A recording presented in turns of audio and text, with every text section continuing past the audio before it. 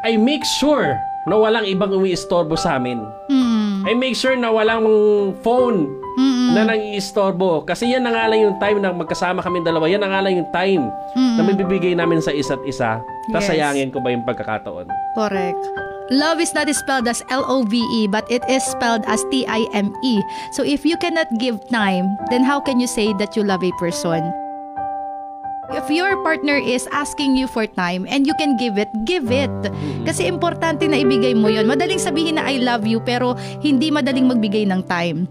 Kung ano yung pinagbibigyan mo ng atensyon at ng oras mo, yun yung mahal mo. Ang dali sabihin ng I love you, I miss you. Pero nung kasama mo na siya, nag-date na kayo, abay puro cellphone. Yes, correct. Diba? Ang daming ganyan. Sasabihin mo sa akin na mahal mo ako, mismo ko, ngayon magkasama na tayo, maglalaro ka, may gagawin kang iba. Yes. Balansehin and ibigay talaga natin yung time sa partner natin, lalo na kapag kailangan talaga nila ito. Yun na lang yung time na magkasama kayo. Yes, correct. Diba? Minsan kasi ang hirap nila sa isang relationship na sinanay mo yung partner mo na umaga hanggang hapon, puro kayo time ngayon. Ngayon dumating yung isang araw, hindi mo nabigay yun. Mag-iisip ngayon itong partner mo, alam, may problema ba tayo? Bakit parang bigla nagbabago na? Kailangan from the start, pabalanse kagad natin na hindi po pwedeng sa atin lang dalawa umiikot yung mundo natin. Yes.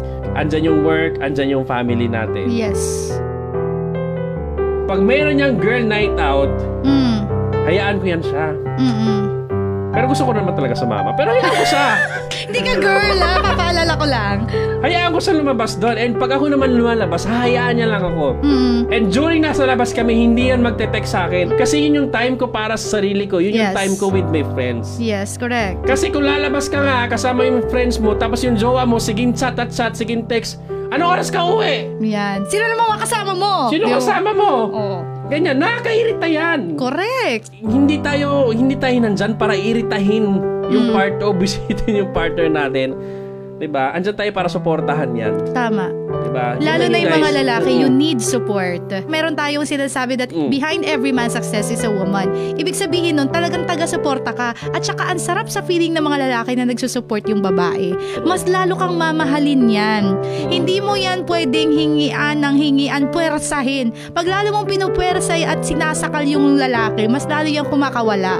Pero if you give him the freedom that he needs and the love and the respect that he needs, the more that he will love you back. Kung paano mo i-handle yung time na maramdaman din ng partner na pag nasa isang relationship natin, na maramdaman din ng partner mo na kahit ang dami niyang ginagawa, he always or she always have the time for me. Yes. And that's why kapag binibigay niya sa akin yung time na yun, I make